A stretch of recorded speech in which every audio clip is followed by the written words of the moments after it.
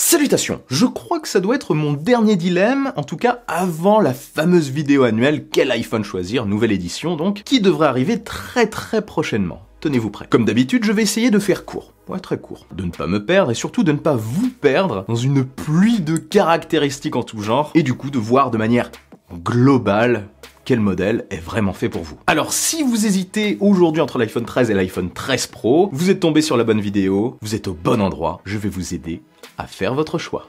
Ça rime.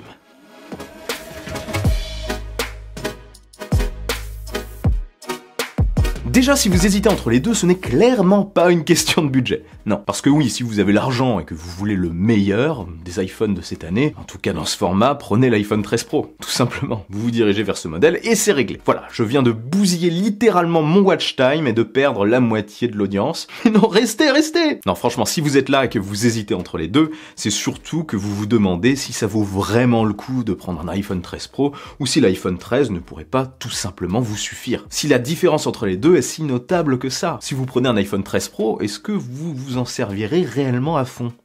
Entre nous, déjà, je pense que l'iPhone 13 peut largement suffire à la majorité des utilisateurs, même si le 13 Pro a quand même des arguments assez alléchants, vous allez voir. Si on exclut le prix, les deux modèles sont vendus avec les mêmes capacités de stockage de base, soit 128 Go, 256 et 512. Il y a cependant un modèle supplémentaire pour le 13 Pro, un modèle de 1 Teraoctet de stockage quand même. Oui, 1 Tera au calme, 1000 gigaoctets. Mais il y a un intérêt. Un vrai intérêt, vous allez voir. Point très important déjà, qui peut vous aider grandement à choisir rapidement. Les deux ont un écran de 6,1 pouces, oui, avec une encoche réduite pour tous les deux, oui, mais le 13 Pro a un taux de rafraîchissement adaptatif de 120 Hz. Ça peut monter jusqu'à du 120 Hz. Donc, plus fluide. C'est vraiment un régal au quotidien. Ça rend, oui, les animations iOS encore plus fluides, encore plus vives. Regardez ce que ça donne au ralenti, hein. Et franchement, sincèrement, je l'utilise depuis maintenant quelques semaines. Ça se ressent vraiment au quotidien sur un iPhone. À tel point que j'aurais aujourd'hui du mal à revenir en arrière, en tout cas sur un produit iOS. Mais, si vous n'avez pas encore goûté à ça, vous pouvez très bien vous en passer. Donc voilà un premier facteur de choix. Sinon, l'iPhone 13 Pro est plus lourd que l'iPhone 13, 203 grammes quand même contre 173, on a quand même un beau 30 grammes de différence, c'est assez important, oui, mais pourquoi il y a ça? Eh bien tout simplement parce que déjà la finition est différente, les matériaux sont différents entre les deux modèles, oui, mais c'est surtout à cause de la présence de ce gros bloc photo sur l'iPhone 13 Pro. Ah oui, il est énorme, hein, vraiment, à côté de celui du 13, on voit clairement la différence, hein. Ça annonce la couleur. Il est plus gros et plus fourni, hein. Il y a plus de capteurs dessus. Regardez bien la différence, c'est assez dingue, hein. Donc notre cher iPhone 13 Pro possède en plus un téléobjectif x3, donc ça a augmenté par rapport à l'année dernière, et un capteur LiDAR. Le 13 n'a ni capteur LiDAR, ni téléobjectif.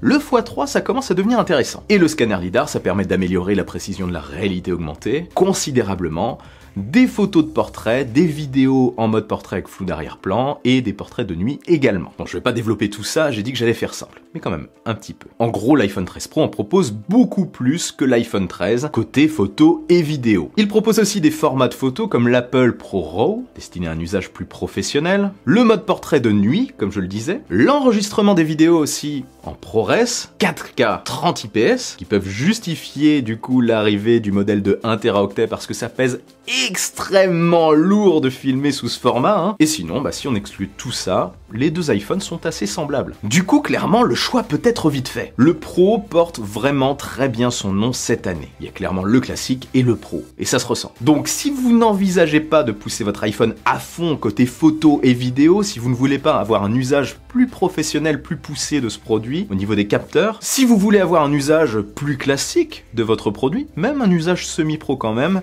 vous pouvez clairement vous diriger vers l'iPhone 13. Il ne démérite pas à côté du Pro. Si par contre vous aimez filmer et photographier de manière même plus poussée, si vous voulez avoir plus de contrôle et plus de format, plus de précision, plus d'options, eh bien dirigez-vous vers le Pro, tout simplement. Et bien sûr, si vous voulez goûter aux 120 Hz, si ça vous intéresse aussi, comme les finitions entre guillemets plus premium, l'iPhone 13 Pro est fait pour vous. Après, sincèrement, si je devais m'arrêter sur un seul modèle, je trouve l'iPhone 13 super intéressant cette année. Pour un usage quotidien standard, ce smartphone suffira à la majorité des utilisateurs, et ne devrait pas décevoir. Pour moi, l'iPhone 13 présente le meilleur compromis côté iPhone cette année. Allez-y les yeux fermés. Voilà, dites-moi en commentaire quel modèle vous avez choisi. Sinon, dans la description de cette vidéo, vous retrouverez des liens vers tous les iPhones, si vous êtes intéressés. Et avant de partir, n'oubliez surtout pas le bon pouce en l'air qui claque. Suivez-moi aussi sur les réseaux sociaux.